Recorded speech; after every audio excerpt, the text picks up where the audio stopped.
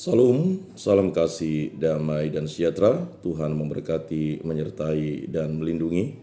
Salpe. Berjumpa lagi dengan Lentera Minggu pada hari ini. Mari kita buka Lentera Minggu kita dengan berdoa. Dalam nama Bapa dan Putra dan Roh Kudus. Amin. Allah Tritunggal yang Maha Kudus, kami mengucap syukur dan terima kasih atas karya agung-Mu. Kami, para umat-Mu, selalu dipimpin oleh kasih Kristus. Berkatilah kami, bimbinglah kami, tuntunlah kami. Pada hari raya Yesus Kristus, Tuhan kita, Raja alam semesta ini, kita mengucap syukur atas rahmat yang diberikan oleh Allah kepada kita. Bimbinglah kami, para pendengar RRI Pro 1 Pontianak, agar selalu menjadi pribadi yang penuh cinta kasih, kedamaian, rukun, dan selalu penuh sukacita dalam pelayanan dan kehidupan kami di muka bumi ini. Semua dari kami serahkan dengan perantaraan Tuhan kami Yesus Kristus yang hidup dan beraja, ini dan sepanjang segala masa.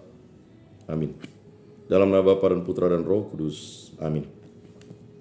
Bapak, Ibu, Saudara-saudari yang terkasih, para pendengar RRI Pro 1 Pontianak, pada hari ini kita mengangkat tema Yesus Sang Pembebas. Kerajaan Allah, kasih, penuh, dan menyeluruh. Bapak, Ibu, Saudara-saudari yang terkasih, para pendengar RRI Pro 1 Pontianak, kerajaan Allah adalah suatu kerajaan surga. Kerajaan di mana merupakan kerajaan kekal abadi. Dan marilah kita mulai memahami kerajaan Allah itu dari asal muasal Yesus Kristus sebagai pribadi manusia. Bertahun-tahun lamanya Yesus mempersiapkan diri untuk perutusannya di desa Nazaret yang jauh dari dunia ramai. Ia menyerap semua segi kenyataan yang melingkupi bangsanya, bangsa Galilea. Ia salah satu dari mereka. Ia merasakan sendiri dalam tulang sumsumnya apa yang mereka takuti dan apa yang mereka harapkan. Akan tetapi, Yesus juga menemukan dalam dirinya sesuatu yang berbeda. Ia menemukan bahwa Allah, Bapanya, menariknya ke arah tertentu. Ia mulai melihat segala sesuatu sebagaimana Bapanya melihat segala sesuatu. Ia mulai memahami janji-janji zaman dahulu yang telah diberikan oleh Bapa kepada nenek moyangnya, angkatan demi angkatan. Ia merasakan suatu kekuatan baru bangkit dalam dirinya, suatu visi tentang apa yang dikehendaki Bapa, suatu antisipasi tentang segala sesuatu yang akan terjadi yang dapat menjungkir balikkan seluruh dunia. Dan tibalah saatnya ia tahu bahwa ia sendiri dipilih menjadi pengantara Bapa, akan berbicara dan bertindak. Inilah saatnya Yesus mulai mewartakan kerajaan surga.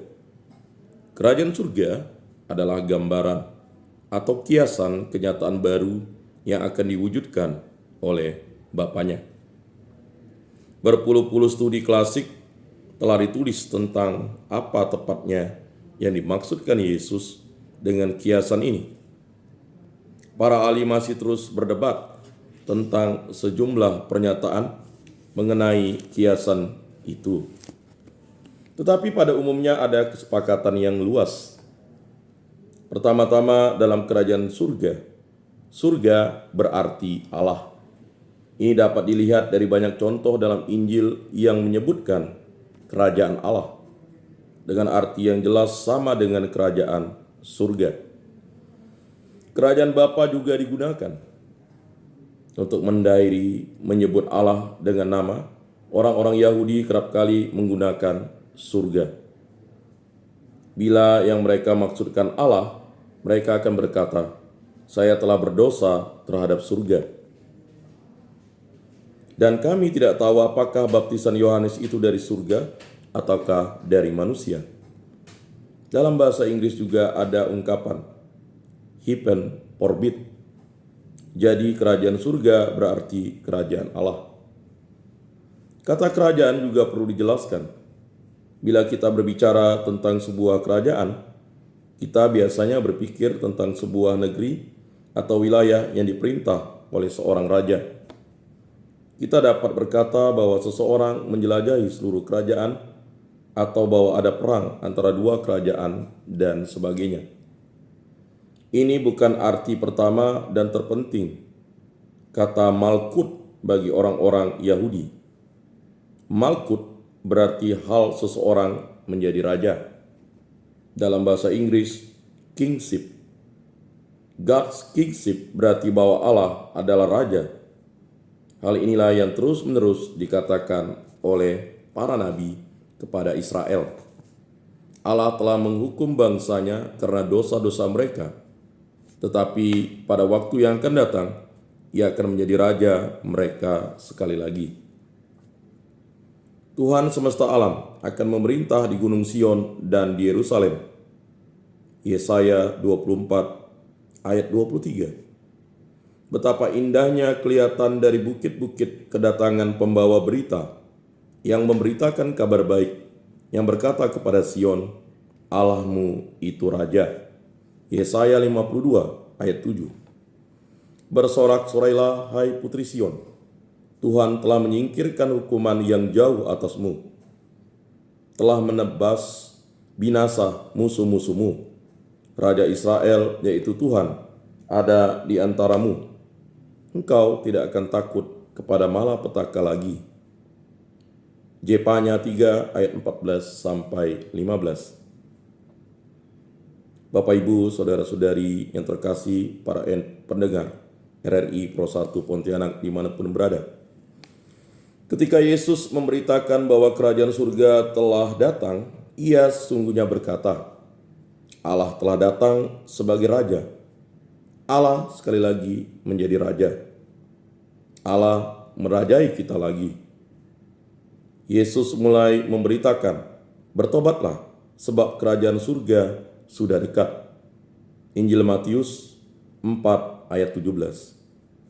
Jika aku mengusir setan dengan kuasa Allah, maka sesungguhnya kerajaan Allah sudah datang kepadamu. Injil Lukas 11 ayat 20. Pergilah dan beritakanlah kerajaan surga sudah dekat. Injil Matius 10 ayat 7. Kerajaan Allah datang tanpa tanda-tanda lahiriah. Juga orang tidak dapat berkata, lihat, Ia ada di sini atau Ia ada di sana. Sebab sesungguhnya kerajaan Allah ada di antara kamu. Injil Lukas 17 ayat 20 sampai 21. Para ahli berpendapat atau sependapat bahwa Yesus memberitakan kerajaan Allah di dalam pengharapan apokaliptis zamannya. Orang-orang sejaman Yesus mengharap-harapkan pewahyuan, pernyataan atau apokalipsis Allah memerintah sebagai raja akan segera datang. Dalam Musa diangkat ke surga, sebuah tulisan apokaliptis zaman itu kita baca. Pada waktu itu kerajaan Allah akan kelihatan di seluruh ciptaannya. Pada waktu itu setan tidak akan ada lagi, sebab sang surgawi akan bangkit dari tahta kerajaannya. Dan kaum Esenes di Qumran mengharap-harapkan datangnya pemerintahan Allah. Engkau ya Allah bersinar oleh kemuliaan kerajaanmu. Engkau ada di antara kami sebagai pertolongan abadi. Akan menjadi milik Allah, Israel lah kerajaan. Ia akan menunjukkan daya kuasanya di tengah-tengah bangsanya.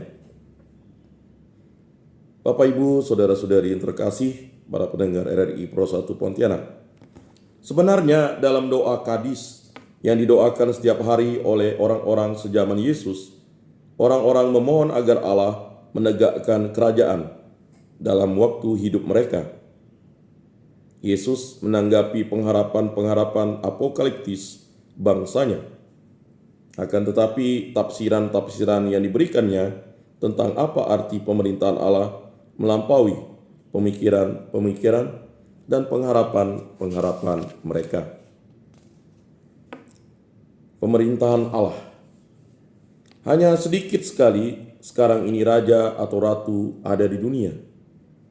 Dan di mana masih ada raja atau ratu, mereka hanyalah figur, lambang kesatuan nasional. Bagi kenyataan dari kita sangat mudahlah melupakan betapa sentralnya kedudukan seorang raja dalam masyarakat zaman dahulu. Dalam masyarakat kesukuan seperti Israel, komunitas menyerupai sebuah keluarga yang besar dan raja merupakan tokoh bapa untuk seluruh masyarakat. Memiliki seperti seorang bapa, kekuasaan mutlak dan tanggung jawab akhir.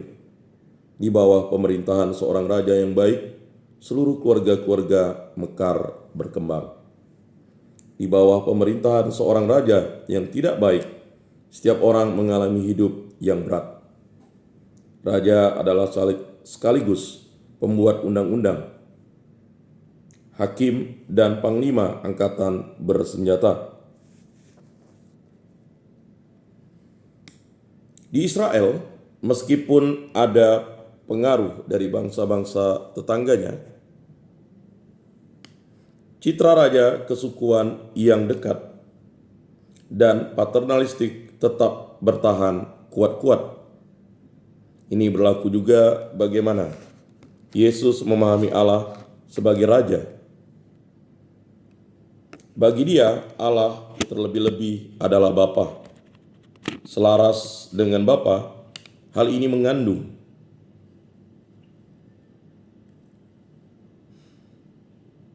ini berlaku juga bagaimana Yesus memahami Allah sebagai raja. Bagi dia, Allah terlebih-lebih adalah Bapa. Selaras dengan pikiran-pikiran tradisional tentang perihal menjadi raja dan Bapa, hal ini mengandung arti kekuasaan mutlak Allah dan juga perhatiannya yang penuh cinta kasih. Yesus mengisi sifat-sifat ini dengan kedalaman tilikan yang baru. Bapa berkuasa sepenuhnya. Ia mengambil keputusan-keputusan akhir dalam hidup Yesus. Bapa memanggil Yesus untuk menunaikan keputusannya. Bapa menyatakan kemesiasan Yesus kepada Petrus. Bapa memutuskan siapa yang akan duduk di sisi kanan dan kiri Yesus. Hanya Bapa yang tahu bila mana pengadilan terakhir akan terjadi. Ia tidak memberitahu anak. Yesus akan bertindak sebagai hakim pada hari terakhir, tetapi ia akan bertindak begitu atas nama Bapa. Putusan pengadilan akan bergantung kepada Yesus mendakwa ataukah membela seseorang di hadapan Bapanya. Bapalah yang akan memberi pengampunan terakhir. Segala sesuatu di dunia ini bergantung kepada kehendak Bapa. Yesus sendiri selalu berikhtiar melaksanakan kehendak Bapanya.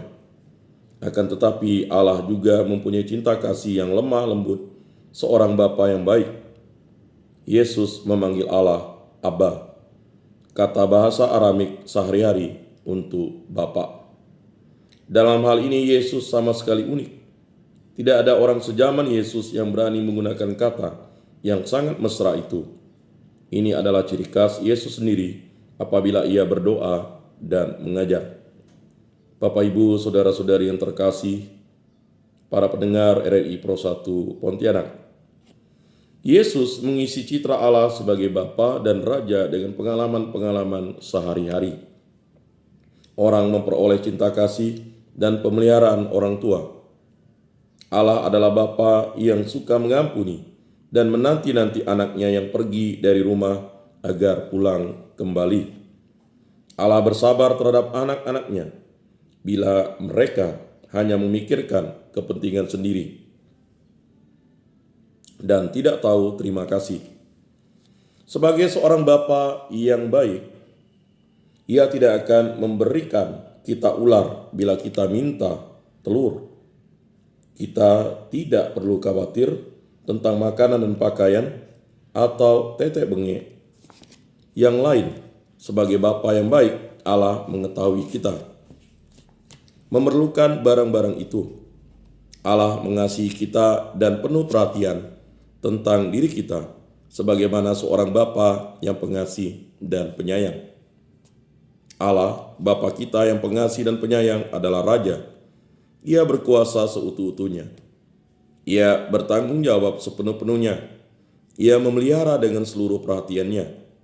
Ia hanya menghendaki kebaikan kita. Ia mengajak kita menyesali dosa-dosa kita dan kembali kepadanya. Semua gagasan ini terkandung dalam kiasan kerajaan surga. Marilah kita menggabungkan semua gagasan ini dalam ungkapan pemerintahan Allah. Pemerintahan Allah sudah mulai. Dunia ini sekarang sekali lagi menjadi dunia Allah. Allah adalah Bapa kita yang memerintah kita dengan penuh perhatian dan cinta kasih. Ada banyak implikasi dalam pengertian kerajaan Allah dalam Yesus. Beberapa di antaranya akan kita perbincangkan lebih panjang supaya kita tahu, termasuk menyatakan dirinya sebagai Bapa, Putra, dan Roh Kudus. Yesus telah mendekatkan kita dari dosa-dosa kita dan dari semua kekuatan agama yang membuat kita terasing dari Allah. Melalui pemerintahan Allah, kita yang percaya menjadi satu keluarga dalam gereja. Kerajaan Allah bekerja atas diri kita melalui sakramen-sakramen dan liturgi. Karena dalam kita memusatkan perhatian pada bangsa Yesus, kita akan membatasi diri terutama pada konsekuensi-konsekuensi pemerintahan Allah untuk hubungan-hubungan manusiawi. Jika Allah adalah Bapa kita, maka kita semua adalah sesaudara, sesaudari. Pada paruh kedua, kita akan lebih mendalami tentang Yesus Sang Pembebas, kerajaan Allah, kasih penuh dan menyeluruh. Mari kita dengarkan satu pujian dari kerabat kerja RRI Pro 1 Pontianak.